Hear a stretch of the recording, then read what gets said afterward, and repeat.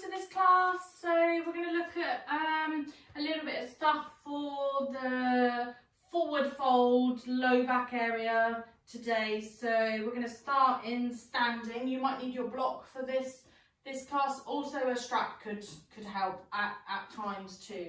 So start into your hip distance apart, feet facing forwards, and we're going to hip hinge. So bottom back, hinging forwards and just letting the arms hang. Okay, so your tummy's pulled in. We're just going to let those arms be as loose as we can and feel a good stretch into the back of the legs. Have a little sway through those arms.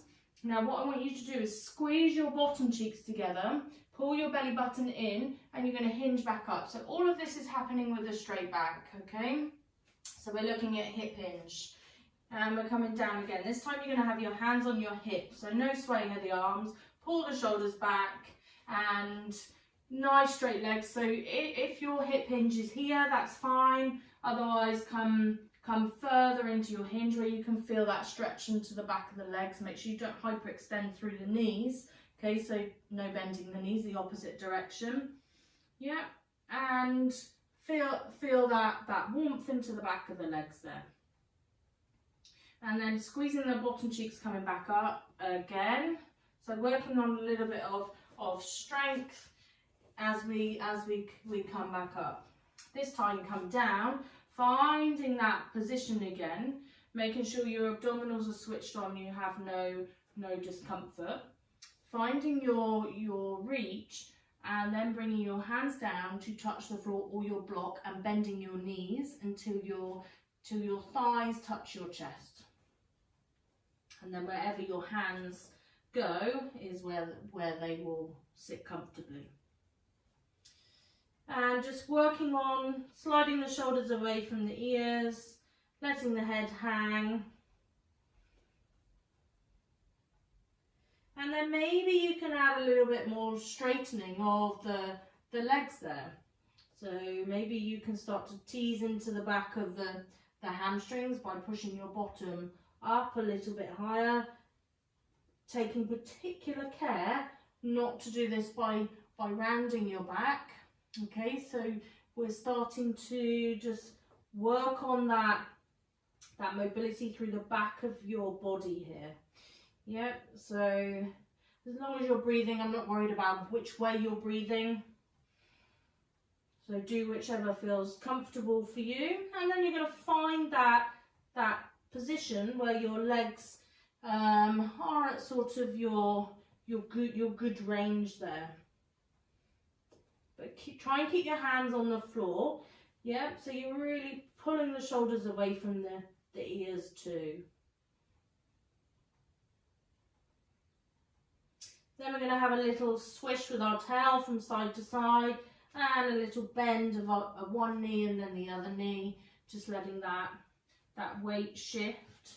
Feeling a bit of a stretch into the side of the hips now. And then keeping that position, but let your hands come away from the floor and clutch onto your elbows. And you're just going to let your head hang and then moving the upper body from side to side. Keeping the lower body fixed now, working into the upper part of the back. And then just being mindful that you don't really bounce here. So you don't want to put too much pressure onto the hamstrings or the back, but just moving into it. And obviously if it doesn't feel good, then you just come out of it or have your hands down.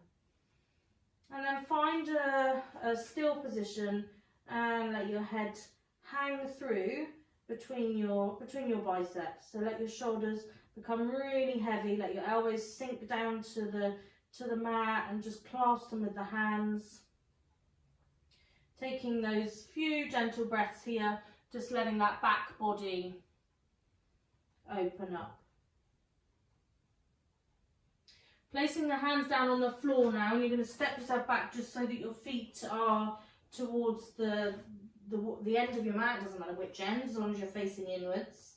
And then bending your knees, we're going to start to walk the hands forwards, coming up onto the toes, nice and slowly walking yourself out to a plank position, and then same thing back again, walking back, finding where your heels touch the floor, and then out again, nice and slowly, spreading the hands and the fingers out, coming forwards to that plank position, or your knees down. Now alternating which hand moves first in each of these plank walks, and seeing if you can come back a little bit further each time. So you're sort of trying to bring your heels closer to your feet every time you do that plank walk. Now on the next one, we're going to concentrate on trying not to move the hips and sway the hips from side to side. So you're going to keep those hips as still as you can, just moving the hands, rolling onto the balls of the feet, keeping the hip stability, finding that real nice straight line plank position, and then reversing it. So reversing, aiming to keep those hips as still as you can. So last one this time, still focusing on those hips being nice and still. That's it, and rolling yourself up onto the balls of the feet, finding that plank, and then again walking back, and finding that forward fold again, but this time see where you are with your legs in a straight position. So rather than having your chest down to your thighs, see where you are in your straight position to where we first started. So you're sort of into your flat back, really. Yeah, so your tailbone's nice and up, and just holding that for a little bit longer. Now see if you can lift your shoulders and look towards the front of your mat now. So you're going to slide your shoulders away from your ears. You might be up onto your tippy fingers, and just root the heels down into the mat. And you've got a little bit of activation through your tummy muscles here.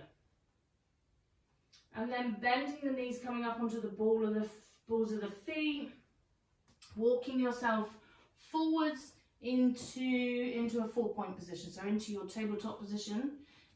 Now heels of your hands are going to be underneath your shoulders, and your toes are going to be tucked, and we want our knees to be under our hips. All we're going to do here is just hover the knees off the mat slightly and place them down. So feel no movement, no rocking backwards and forwards. I just want you to lift the knees up and down. Now if you're struggling to lift the knees, if they don't want to lift, you're going to think about an exhale and just sort of pulling your knees up. So not worrying too much about it. Yeah, don't worry if they don't want to lift. So just working with your breath. Exhale to hover, inhale to touch, exhale, inhale, couple more. Just working on those tummy muscles. And then finding your knees on the floor, tucking your toes, and then arching your back. Okay, so rounding your back. Sorry, I said arching, I meant rounding. So moving into that angry cat position. Now you're going to look down towards your tummy button, and you're going to try and pull and make your back into a really nice semicircle shape. And we're talking about all the way down as well, not just the top part. So think about trying not to push into the shoulders. Yeah. So we're trying to think about the low part of the back as well. Then as we let the shoulders slide down, yeah, we're going to take that movement the other way. Now, again, try not to think about the low part of the back doing all this bend. So you're going to think about the upper part of the back now. So pull the shoulders away from the ears. And we're trying to really move through our spine one vertebrae at a time. Now this time, work from your tailbone. Okay, so tailbone's going to tuck under and we're going to roll up. Yep, pushing away. Thinking about the sensation of pulling the heels of the hands towards the knees. Head tucked. That's it, and really rounding out through the low part of the back again. And one more the other way. So you're going to pull the shoulders away from the ears, almost like you're a tortoise coming out of its shell with your head, just so you can really elongate through the neck. And find the neutral position. Now we're just going to wag our tail from side to side and think about bringing your shoulder and your hip together. So we're moving from one side and the other side.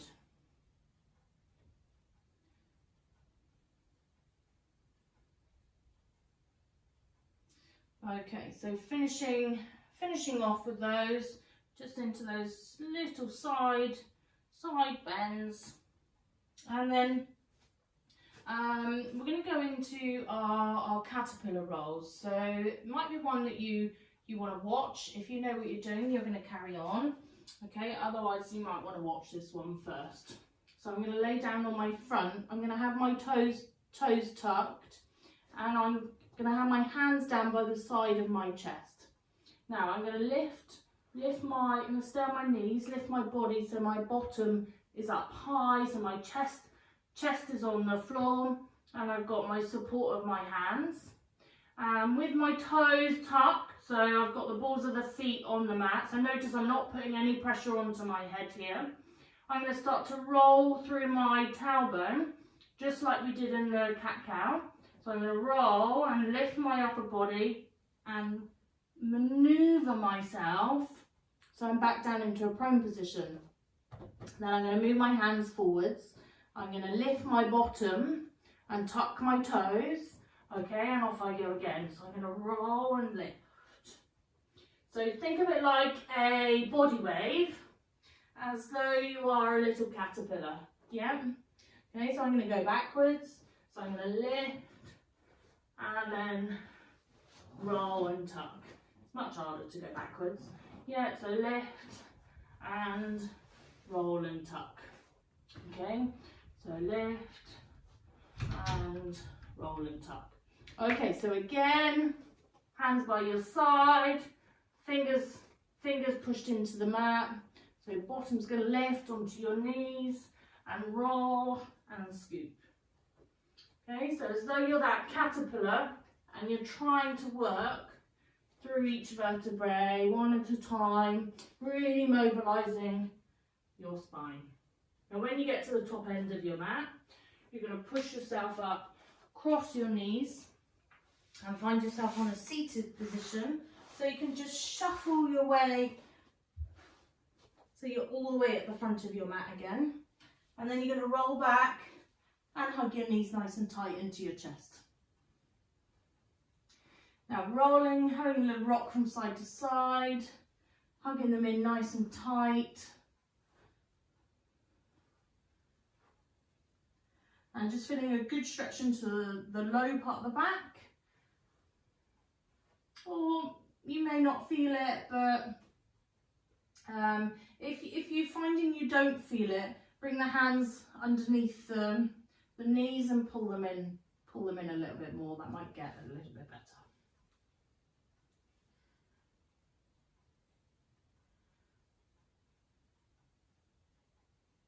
So with those knees to chest now, we're going to take the hands away and try and keep our knees where they are.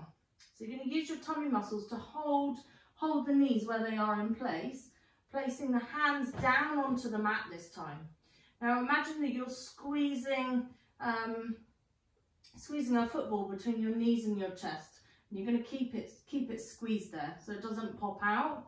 And then what we're going to do is, as you exhale, you're going to push your hands into the mat and just roll a little bit up and then control it down. Okay, so push your hands into the mat, breathe out, roll and come down.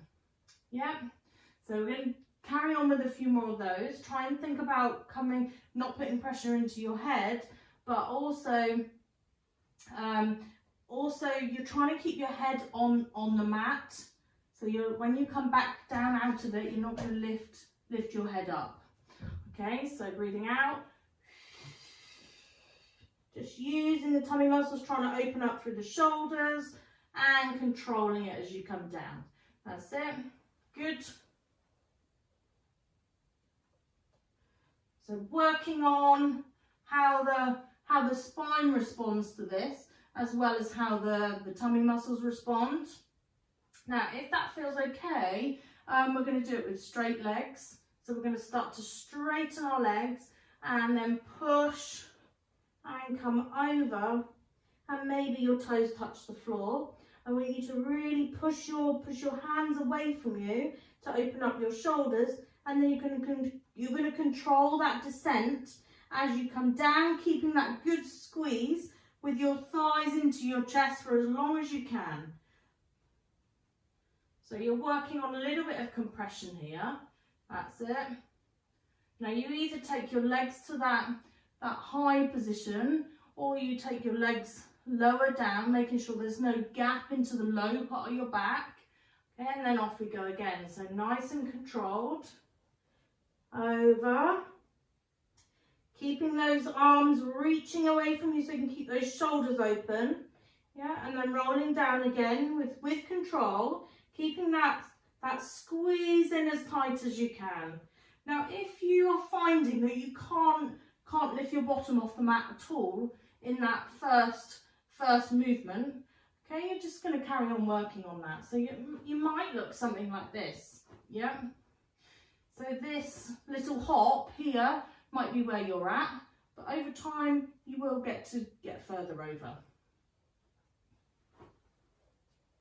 Now we're going to take our legs over again. This time you're going to flex your feet and you're going to push into the back of your knee creases, and we're going to take our arms around, okay, and holding on to our feet. So you're really trying to push your heels away here, and just holding on to the sides of your feet, making sure there's no pressure into your neck, so you can hear that I'm still talking absolutely fine because all my weight is on my shoulders. Now, depending on how you feel, again, will be where you are with this. You might carry on with the one that you were doing before. If you're holding on to those feet, you're going to hold on to one foot and take the other foot up, up, up, up, up, and away. Yeah? And then bringing that leg down and other side. Okay, so we're really working on that control. This is actually a Pilates move called control and balance. Okay, and you can see why. So we're trying to take that leg nice and high. Up, up, up, up. Really squeezing through that glute and pushing into the back of the hamstring. But all the time we're working on the strength and the mobility through the spine.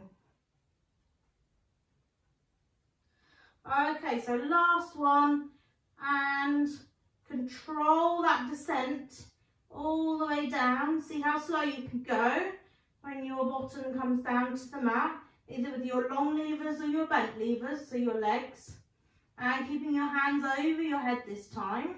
Yeah, if you were doing that version. We're working on that slow, slow, slow descent. Trying not to let the head lift. Really using the tummy and not getting that flop at the end. Then when your tailbone is all the way down, we're going to bring our arms out to the side in a big T shape. Bending the knees down, touching the floor, and then letting those knees roll over one side. Now let the head roll over the other way, if that feels okay. And then coming up over the other side.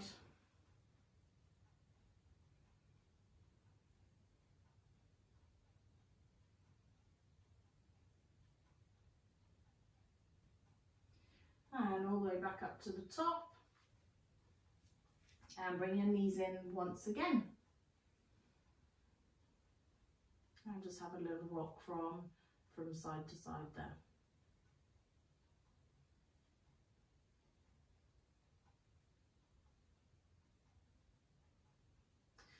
Okay, bring your feet flat on the floor. You're going to roll yourself over to one side. And we're done. So, well done. Might be a good one to repeat a couple of times, and finding your feet with the rolls, and also building up that little bit of compression strength as well, which is useful for so many different other exercises. So